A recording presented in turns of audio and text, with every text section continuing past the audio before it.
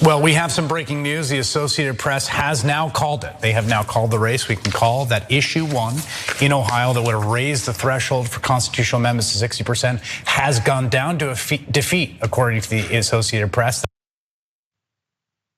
So we have been waiting now for some time to find out what's going to happen with one of the most watched ballot measures of the year, and down it goes. Effectively, this is the pattern that we've seen whenever you give the people the choice of whether they want to have bodily autonomy. Now, this of course did not directly bear on that, but it was obvious that that was the intent. And thankfully, many people in Ohio got that effectively in advance of an effort later in the year to enshrine the right to bodily autonomy in the state constitution.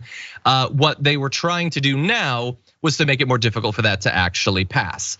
Telegraphing, by the way, that they don't think they have a chance of convincing people of their position to strip away their rights legally. Anyway, we're gonna give you our responses, but first I do wanna throw to one of our sort of unofficial Ohio correspondents, the one and only Nina Turner. The people of the great state of Ohio have spoken, resoundingly rejecting the GOP overreach, which is indeed a beautiful thing. And we know that folks in Ohio, voters in Ohio from all the political ideologies weighed in on this, and they said to the GOP, you have gone too far. And I know that the GOP themselves made this strictly about abortion. I understand abortion rights activists are celebrating that this is so much bigger than just abortion access. There will be issues on the ballot to raise the minimum wage. Who knows coming down the pike what other issues will be on the ballot. And the people of this state have a right to weigh in as a super majority and as a simple majority and not a super majority. And I am so glad that the GOP's power grab was rejected in this state. And I share with her being glad about that. We're gonna throw up the actual results. It was a resounding success for people who want that effort later in the year to work. I would have loved for it to be even stronger, but Jessica, what do you think about the results?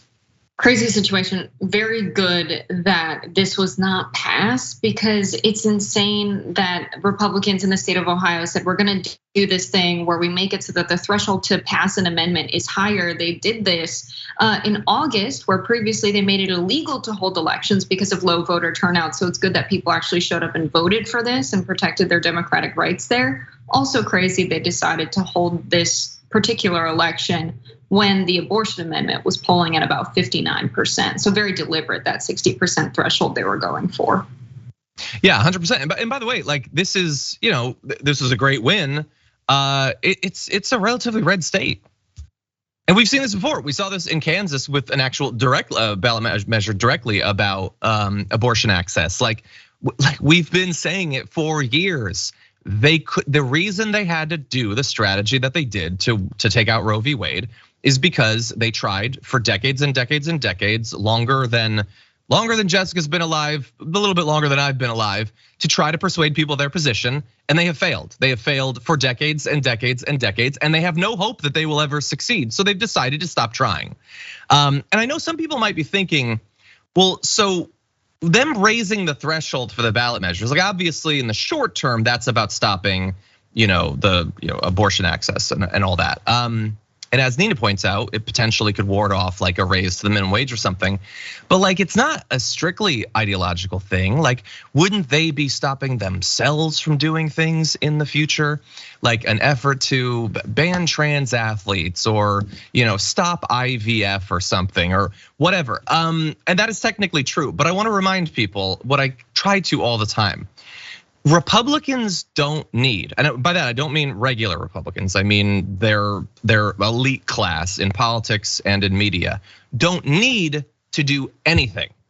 They might want to do things sometimes. They might want to fill a news cycle with whatever the distraction is, but they don't need to do anything, because the only things they might need to do are things that would enshrine them as the economic winners in our system. And that's been baked in for longer than 50 years.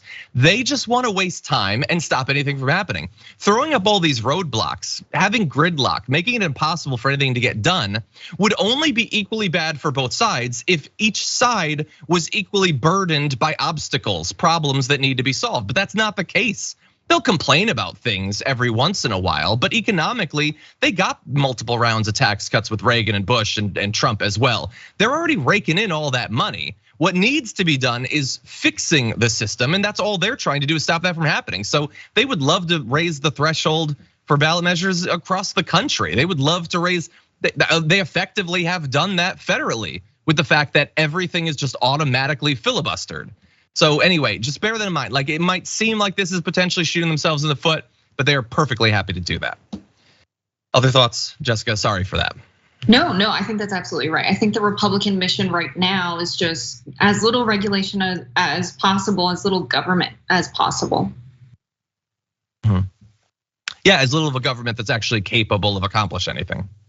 Now I'm curious, so like this, I wanted to get an idea, and we still need to find out whether the ballot measure actually passes later this year. It seems like it has a pretty good chance of doing that, but that would be yet more evidence of the salience of this topic and where people even in red states land on it. So I know that there are some Democrats that are really hoping that once again, as in the midterms, this is gonna be the thing that's really gonna help a lot of Democrats to win races. Like, they're gonna have a tough battle to maintain the Senate. Are you still thinking that this is going to be one of the driving issues next year? Or do you think it might be eclipsed by other news, foreign policy, the Trump legal battles, anything like that? I think it will continue to be an issue. I think we'll see not just like Democrats really make this the central point in their message, because they've really failed overwhelmingly on getting anything done economically, right? We had the IRA, that was good, but there are a lot of things that Joe Biden and the Democrats promised that they didn't make good on. I think centering maybe instead the way Joe Biden has started to a little bit, that Republicans are taking credit for all of these projects and programs in their state that have been funded by federal funds allocated to their states. Thanks to the passing of the IRA, a lot of them voted against that. But I do think we'll see the abortion issue come up time and again. I think they're gonna try and not make it as central for their state Senate races, their state House races, and make it more central when they're running, on the national level for those seats. But unfortunately, it looks like they're taking this approach of these, ballot initiatives that are really well funded from out of state money.